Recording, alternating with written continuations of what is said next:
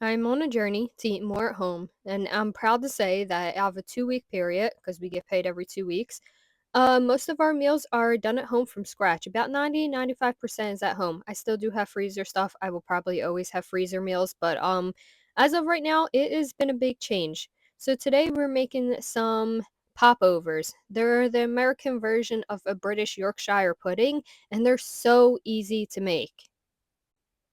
To a bowl, you add 4 eggs room temperature, 1 1/2 cups of whole milk, 3/4 teaspoon of salt, 1 1/2 cups of all-purpose flour, and 3 tablespoons of melted butter cooled slightly. After you mix everything up, you're going to put it in a 450-degree oven for 20 minutes. Make sure that there is space between your racks because these grow pretty tall. After you cook them for 450 for 20 minutes, you're going to turn down to 350 for about 5 minutes. Now, mine's were a little overdone, so you probably could go even less than that, but you want to keep an eye on them because they can cook pretty quick. Now, they make a special popover tin. I have a mini one, you will see it. You're supposed to use that because it gives the popovers their shape, their long shape.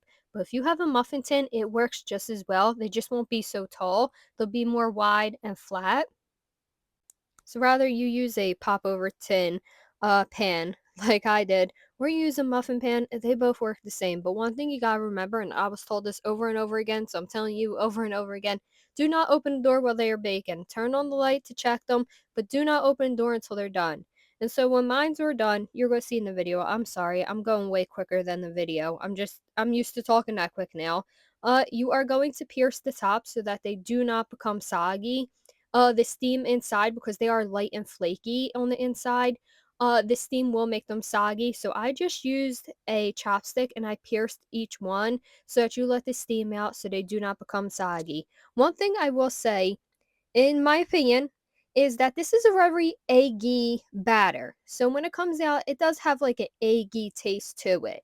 If you don't like egg, skip this recipe because it does have that eggy taste to it. My favorite thing, I ate it in this video with butter, but my favorite way to eat it is actually either with jam or whipped cream. I've learned that over the years. But you can also make these, and I've heard of people doing it. I have not done it yet. And put in some like cheese and sliced ham in there and kind of having it for lunch. It's normally a breakfast thing, but you can have it for lunch. I've heard of people having it with soups. Again, haven't done that, so I can't talk on that. Here goes the difference in pans. I just wanted to show you. So the bottom is the popover pan. The top one is just a regular muffin tin. So I just want to show you the difference. Oh yeah, did I say when you make these, before you pour the batter, you're supposed to spray vegetable oil or some kind of oil inside each little tin so it does not stick. I put mine on the paper towel because I didn't want to mess up this tin. So I just put it on the paper towel, then I went over each one with oil before you place the batter. Sorry, should have said that earlier. And the ruling, I would still say, is out on are these good the next day. Some people say yes, some people say no. I think they're best fresh also, but I don't think they're terrible the next day. I always have some left over because as a family, we just don't eat 12 of these. Even though that's a mini tin, we still don't eat 12 of these. So we always have some left over and they're okay, but in my opinion, they are best fresh. So as you can see, the batter is super, super liquidy. It is not thick batter at all. And I did before try adding things to my batter. I've heard of people doing it. Every time I do it, because the batter is so thin, whatever I add to it just sinks to the bottom and then it burns. So I don't add anything to my batter anymore. If I want to do anything with these, I do them after. If I want to add like Nutella or something, I will add it after.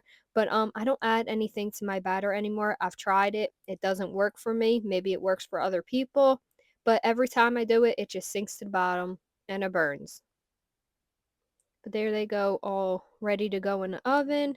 Preheating the oven to 450. Oh, wait, I'm bringing it down actually. Okay, so maybe I skipped a part where I already baked them for 450. Yeah, sorry, I skipped a part, I think, where I baked them for 450. I don't know why. But here they go coming out of the oven.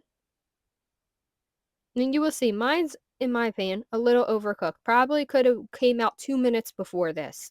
They were still very good. They weren't burnt at all, but they probably could have came out 2 minutes before this.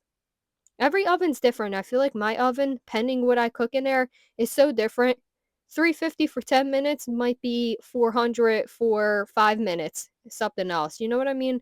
It's just my oven's a little weird with how you cook things. But see, they come right out, and then I just wipe the pan after, make sure that it's clean, and I make sure it dries too. A lot of times these pans could get rusted, so I make sure as soon as I clean it, I dry it right away, and then put it away right away. And there they go. I think I show opening one.